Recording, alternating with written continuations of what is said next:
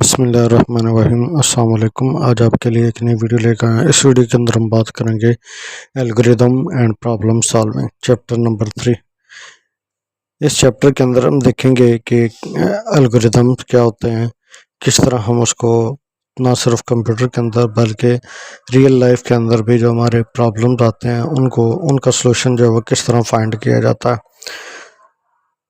हम सबसे पहले तो ये देखेंगे कि कंप्यूटेशनल प्रॉब्लम होते क्या हैं और इनको किस तरह जो एक्सप्लेन किया जा सकता है, किस तरह हम अपने प्रॉब्लम को अच्छी तरह जो डिस्क्राइब कर सकते हैं ताकि इसका कोई एक अच्छा सा सलूशन निकल सके।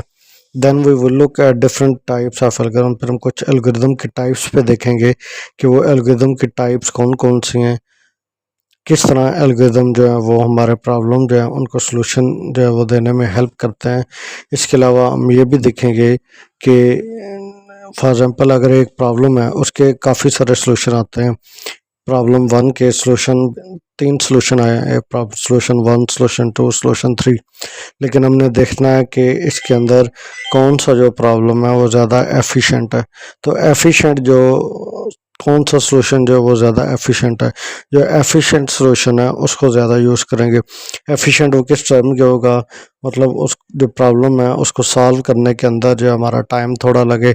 एक सलूशन है उसको सलूशन देने में 5 मिनट लगते हैं, दूसरा सलूशन है वो जो 2 मिनट के अंदर हमें सलूशन प्रोवाइड कर रहा है। तो हम ऑब्वियसली सलूशन नंबर 2 यूज़ करेंगे क्योंकि उसके अंदर 2 मिनट लगते हैं। तो ये चीज़ें जो है जहन में रखनी होती हैं जब भी हम कंप्यूटेशनल प्रॉब्लम को सीख रहे होते हैं, एल्गोरिदम्स को पढ़ रहे होते हैं, एल्गोरिदम के जरिए से सलूशंस बना रहे होते हैं। तो अब बात करते हैं understanding computational problem. A computational problem is a challenge that can be solved through a computational process which involve using an algorithm like set of step by step instruction that is computer can execute। Computational problem एक challenge है, एक problem है जो कि solve होगा computational process के ज़रिए से। अब कंप्यूटेशनल प्रोसेस क्या होता है?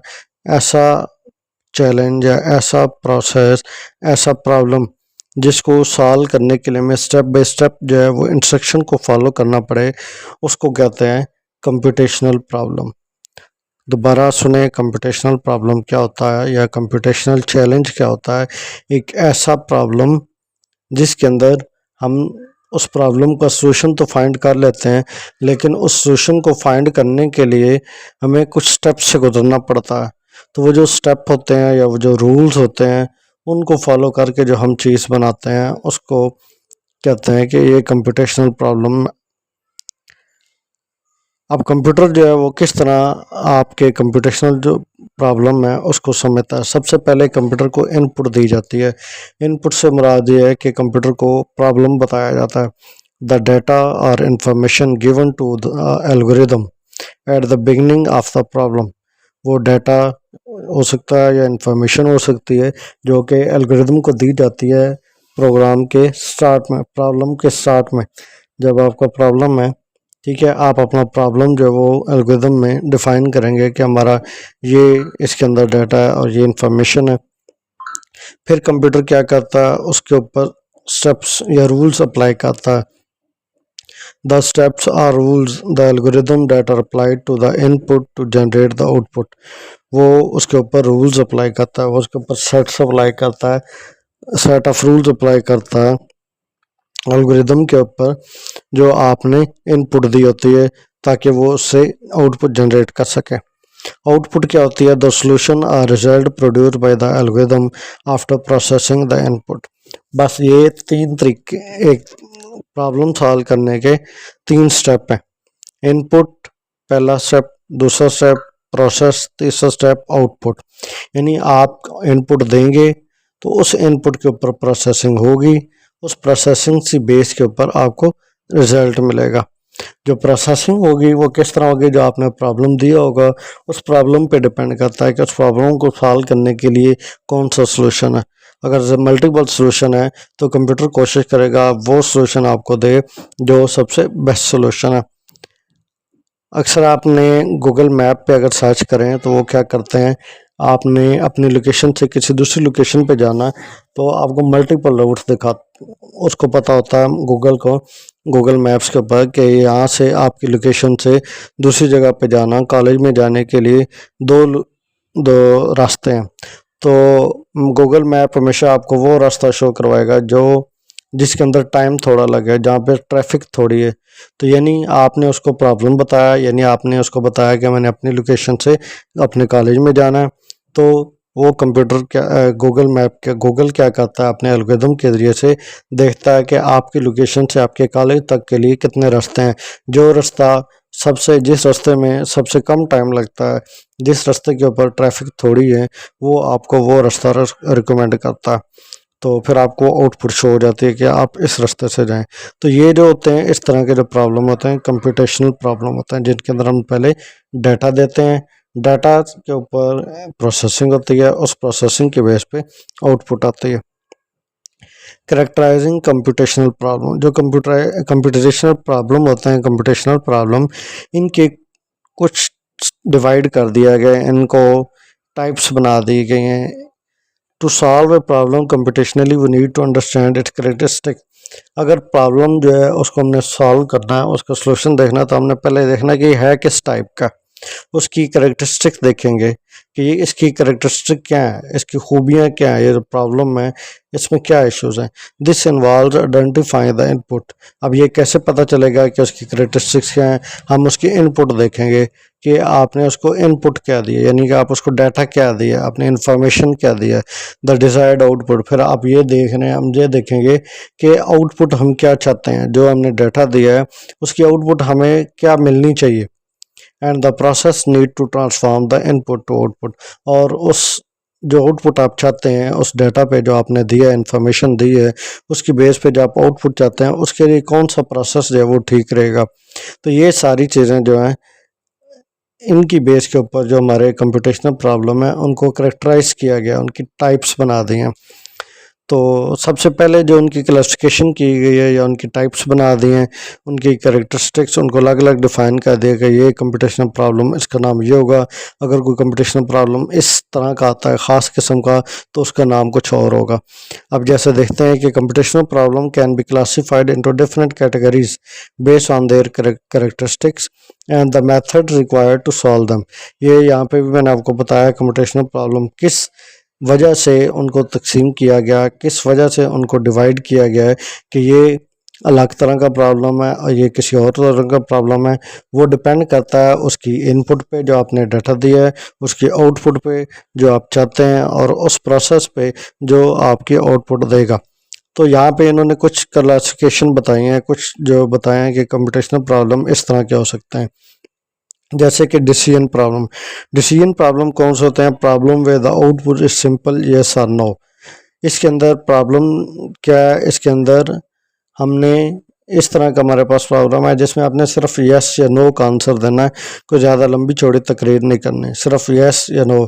जैसे आपसे कोई पूछता है कि आपको एक नंबर दिया जाता है, जैसे मैं कहता हूँ कि नंबर आप फर्स्ट ईयर में 11 नंबर दिया जाता है, ठीक है, तो वो कहता है कि 11 जो है इवन है या ऑड है। ठीक है, आपने सिर्फ यस या नो करना, एक आंसर देना स्पेसिफिक बस। सर्च प्रॉब्लम कौन से होते हैं? Problem where the task is to find the solution और an item meet certain criteria. अब ये देखें, अच्छा, डिसीजन प्रॉब्लम में क्या होता था? हमने सिर्फ यस या नो आंसर करना है। अगर हम आपसे पूछते हैं कि 11 जो है वो इवन है, यस या नो, आपने सिर्फ यस या नो करना है, तो 11 जो है वो आड़ा, आपने सिर्फ नो कर दिया है। तो सर्च प्रॉब्लम में क्या है? अब मैं आपसे अपना क्वेश्चन जो है वो थोड़ा सा चेंज करता हूँ। मैं कहता हूँ कि मुझे ये बताएं कि 11 जो है वो क्या कहते हैं, इवन नंबर है या ऑड नंबर है? पहले मैंने पूछा था कि 11 इवन है, यस या नो करें, ठीक है। अब मैंने आपसे पूछा है कि आप मुझे बताएं कि 11 जो है वो इवन नंबर है या ऑड नंबर, यानी आपको दोनों ऑप्शन दिए, इवन भी बताया और ऑड भी बताया। आप मुझे दोनों में बताएं कि आप कौन सा नंबर। अब आप इसको क्या करेंगे? सर्च करेंगे। आपके पास डाटा आ गया है, डाटा क्या है आपके पास? 11 आया आपके पास डाटा। अब आपने इसके ऊपर रिसर्च करनी है कि ये इवन है या ऑड है। अगर इवन है तो क्यों इवन है, अगर ऑड है तो क्यों ऑड है। अगर कोई भी नंबर इवन तब होता है अगर उस नंबर कोई भी नंबर इवन तब होता है जब हम उस नंबर को 2 से डिवाइड करने और रिमाइंडर हमारा 0 आ जाए तो वो इवन नंबर है। पहले हम क्या करेंगे, 11 को 2 से डिवाइड करेंगे, हम देखेंगे रिमाइंडर जो है वो 0 नहीं आया, इसलिए हम ये कहेंगे नंबर इवन नहीं है। और आड के लिए क्या कंडीशन है, जो हमारे पास नंबर होता है उस नंबर को अगर हम 2 पे डिवाइड करें तो रिमाइंडर जो है वो कोई कुछ आ जाए, 0 के अलावा 1 2 3 4 आ जाए, तो इसका मतलब वो नंबर आड नंबर है। तो हमने 11 को डिवाइड किया 2 पे तो हमारे पास कुछ रिमाइंडर आ गया, इससे हमें पता चला कि 11 जो है एक ऑड नंबर है। तो यहाँ पे क्या हुआ, हमने पूरी रिसर्च की, पहले हमने देखा कि इवन नंबर कौन से होते हैं, ऑड नंबर कौन से होते हैं और इनका निकालने का सोल्यूशन क्या है। तो इस तरह के जो प्रॉब्लम होते हैं उनको कहते हैं सर्च प्रॉब्लम। फिर आते हैं optimisation problem. Problem way the goal is to find the best solution according to some criteria. इसकी एग्जांपल जो मैंने आपको पहले भी दी थी, जैसे हम अपनी लोकेशन से कॉलेज में जाना चाहते हैं गूगल मैप के ज़रिए से, तो आपको 2-3 रास्तों में से एक बेस्ट सोल्यूशन जो है वो बेस्ट वे बताएगा कि आप इस रास्ते से जाएं। वो किस उसके काफ़ी जो है उसके पीछे क्राइटेरिया हो सकते हैं, वो ट्रैफिक वजह हो सकती है, वो जो आपको रिकमेंड कर रहा है इसके पीछे ट्रैफिक थोड़ी, आप यहाँ से चले जाएं, या इधर से टाइम थोड़ा लगता है इधर से चले जाएं, या दरमियान में जो वो रास्ता ब्लॉक तो नहीं है, इसलिए ये काफ़ी सारी चीज़ें जो हैं वो गूगल चेक करता है, उसके बाद आपको एक पाथ जो है वो प्रोवाइड करता है। तो इस तरह के जो सोल्यूशन प्रॉब्लम होते हैं उनको कहते हैं ऑप्टिमाइजेशन प्रॉब्लम। फिर आते हैं counting problem. Problem where the objective is to count the number of ways certain conditions can be met. Problem where the objective is to count the number of ways certain conditions can be met, जहाँ पे